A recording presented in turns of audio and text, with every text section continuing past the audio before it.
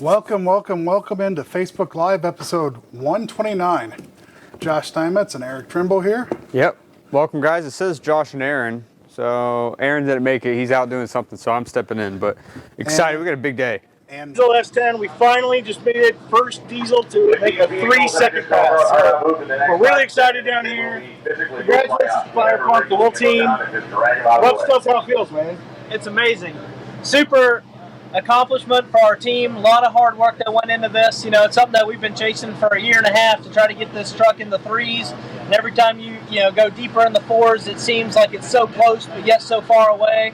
And this morning it all came together. Last night we ran a 410 at 182 miles per hour. We looked at the data, made the changes that we needed. First pass out this morning, clicks off everything we needed to do, goes 399.8 at 182.6 miles per hour. And we are delighted to have hot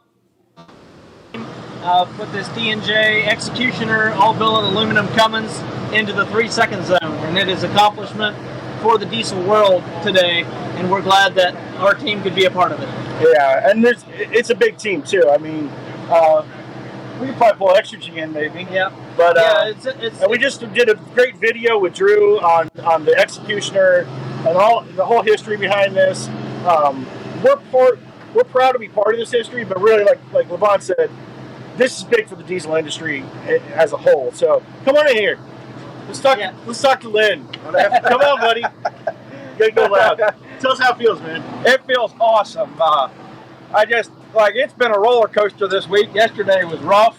We, didn't have a good day yesterday until last night. It went real good. And then this morning it went awesome. And I was thinking about how cool it is. The big team. Long time coming. Cutting onions. But no, getting messages from people back at the shop, like the guys at the shop are, stoked, and I know that somebody has to be at home to keep things going so that we can come do this, and thanks guys. Our families at home, I know they have a lot of sacrifices, and feels good. Yep, sure does. speaking of sales, we actually got a big one at O'Reilly's for the next month. Yeah, All the running way through the end of March. End of March. The whole line that they carry. So O'Reilly's carries are, as we call them, our 4 big products. 2 oil additives, Stiction Eliminator and FR3 friction reducer. And then, of course, our best-selling diesel additives, Diesel Extreme and Everyday Diesel treatment. Good for over the next month. And they're pretty good dollars off, right, Josh? Yeah, so Stiction Eliminator is $8 off the 2-quart bottle. Jeez. And then the rest of them are all $4 off. So $4 off EDT 16-ounce squeeze bottle, also FR3 16-ounce, and the quart of Diesel Extreme. So it's a heck of a deal, and I want that sale for Webb. Yeah, right? Talk to someone. Well, I'm thinking $4 off EDT. That makes it what, like $13-14? That's a good deal. Yeah. That's a good deal. So I know you probably have an O'Reilly near you. Go take advantage of the sale. You got till the end of March. Got one quick question before we start. Bradley wants to know, will Diesel Extreme help sticking injectors on a common rail Cummins? Absolutely. Josh, if you don't mind, I'll take this. So with common rails, so there's a lot of people are familiar with what's called coking deposits, which are deposits that form, make sure this is tight. If this is the fuel injector, they form on the tip of the injector. That can affect your spray patterns and that can throw off timing and combustion of the fuel, etc. Well, recently, probably within the last maybe 10 years, there's what's known as internal diesel injector deposits, which is actually deposits that's building up on the inside of the injectors, on the internal components. And they're real sticky, gummy, and like I said, it's a relatively new problem to the diesel world. It's really because of the lack of lubricity, and then all the stops in the supply chain, people add their own additives to help with this or that, and a lot of times they're not always compatible.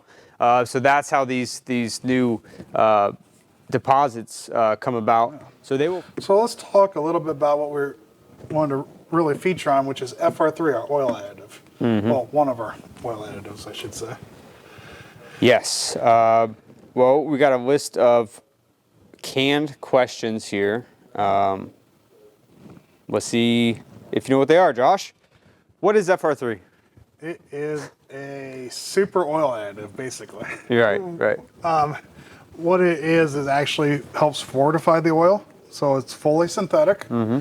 It's made up of 3 key components, why it's called FR3, Right. with 3 patents as well.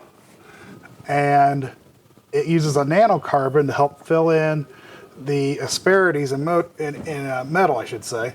So all the small crevices from the machining to help reduce friction and also reduce wear, because it gives a surface for the lubricant against lubricant, not metal on metal. Right. Yeah, it increases film strength, oil film strength. The boundary lubrication is increased. So if you haven't already, go back and look at our video we just put out with D&J tearing apart the S10 Executioner engine, and FR3 gets blended into all of our oils. And when you look at those, so they pulled out the bearings and they were clean. Yeah, we showed that last show, Yeah, the bearings, and almost looked seeing brand them new. on video was even more impressive than the Yeah. photos. Yeah. Oh yeah. But So the only marks on it was from them putting the machining marks on themselves, and when they were fitting The it, measuring mark measuring and- marks yeah. and everything in the it's like just absolutely insane. And we get a lot with it is, can I use it with stiction eliminator? sure, you could. You don't need to. They're compatible. You know, nothing's going to go wrong. But we don't recommend doing it because part of the stiction eliminator formula has FR3 in it, because we want to incorporate that nanotechnology and some other things. So you don't need to. Just use stiction eliminator, and you'll be good. Clean everything out, and then on the next couple oil changes, use FR3. Right. And we should note, when we're adding this, we're actually going to replace an equal amount of oil. Yeah, good so point. If you take out 8 ounces of oil, or if you put 8 ounces of stiction or FR3, excuse me, in the oil, Right. you put 8 ounces less oil in your vehicle, just so you don't overfill it. Yeah, don't overfill.